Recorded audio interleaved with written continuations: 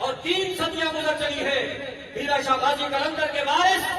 اور آپ کی روحانی وراثت کے حاملین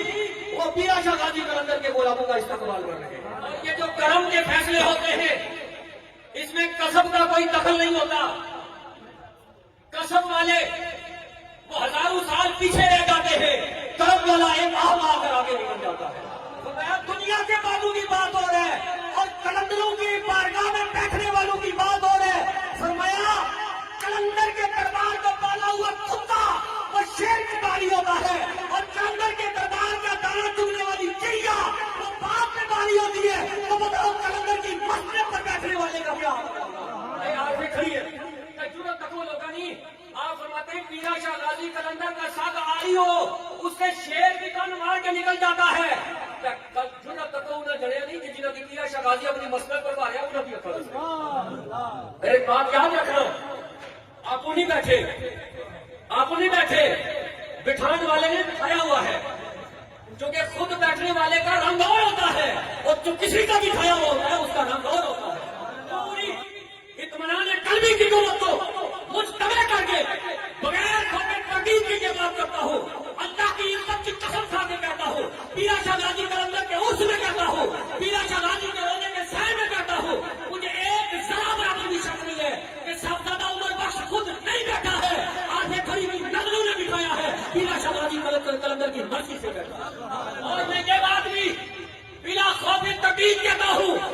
کہ زمانے کی آندیاں وہ اپنا زور لگائیں اور طوفان اپنی پوری قوت سے آئے اور پتہ چلے کہ قلندر کے بٹھائے ہوئے کے قدم کتنے مضبوط ہیں۔ اے زمانے کی انڈی دیواروں، تم روکو رستے خوشبو کے، تم موڑو دھارے جادو کے،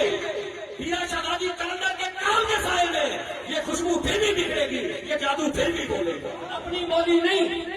اپنی مرضی نہیں، اپنے منہ سے میاں مٹھو نہیں، کام کر کے عمر بخش نے بتایا ہے کہ اگر پیرا شاہ غازی قلندر نے اپنی مسجد پر بٹھایا ہے تو اس کی مسجد کے تقاضے بھی پورے کر رہے ہیں۔ میں کوئی ان کی خوشامد نہیں کر رہا، خوشامد سے اللہ نے مجھے پاک رکھا ہے۔ پیر صاحب کی جانتے ہیں، رات کو میرے ساتھ ہوتے ہیں، مجھے جانتے ہیں، ہم نے بڑوں بڑوں کو کبھی خاطر میں نہیں لایا، ہم نے بڑوں بڑوں کو کبھی خاطر میں نہیں لایا۔ جو کام کرتا ہے اس کی تعریف بنتی ہے، ورنہ ہم نے کبھی کسی کو خاطر میں نہیں لایا۔ لیکن آپ لوگ گواہ ہیں، جیسے مجھ سے پیش ہو خطیب صاحب یہ فرما کے گئے ہیں کہ جب آگے کھڑی کی تعلیمات میں بلیک میلنگ شروع کی گئی، آمیزش کی گئی، اشعار کو غلط کیا گیا، پیرا شاہ غازی قلندر کے نسب پر حملے کیے گئے، پیرا شاہ غازی کے نام پر حملے کیے گئے، پیرا شاہ غازی کے شجرہ طریقت پر حملے کیے گئے، تو اس کے بعد سب کا دفاع اگر کسی نے کیا ہے تو وہ ایک ہی شخصیت ہے، صاحبزادہ عمر بخش صاحب کا دفاع کیا۔ عقائد اہل سنت پر حملہ کیا گیا تو صاحبزادہ عمر بخش پہلی صف میں نظر آئے، ختم نبوت پہ حملے ہوئے،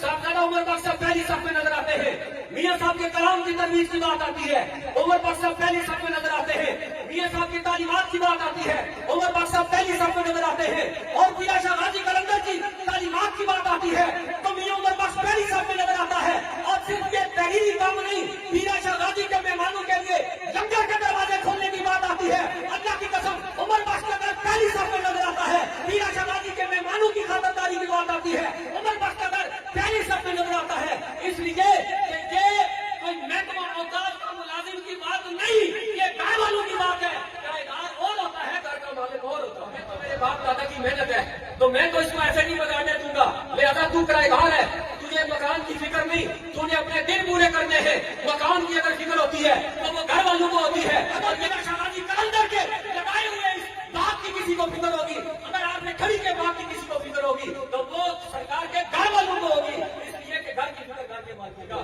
کہ آپ سارے پیرا شاہ غازی قلندر کے باغ کے پھول ہیں، آپ سارے